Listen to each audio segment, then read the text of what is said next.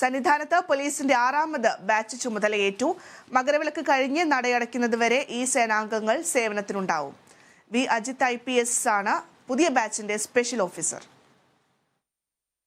ഈ ശബരിമല തീർത്ഥാടന കാലത്തെ അവസാന ബാച്ചാണ് ചുമതലയേറ്റത്. ജനുവരി 20 വരെ സംഘം സന്നിധാനത്തുണ്ടാകും. 12 DYSPമാരുടെ കീഴിൽ 36 CIമാരും 105 SI ASIമാരും 1450 സിവിൽ പോലീസ് ഓഫീസർമാരും അടങ്ങുന്ന സംഘമാണ് ചുമതലയേറ്റത്. ശബരിപീഠം മുതൽ പാണ്ടിത്താവളം വരെയാണ് ഇവരുടെ പ്രവർത്തന മേഖല. വലിയ നടപ്പന്തലിൽ പുതിയ പോലീസ് ബാച്ചിന് Sannidhanam police special officer S Madhusoodanan മാർഗനിർദ്ദേശങ്ങൾ നൽകി.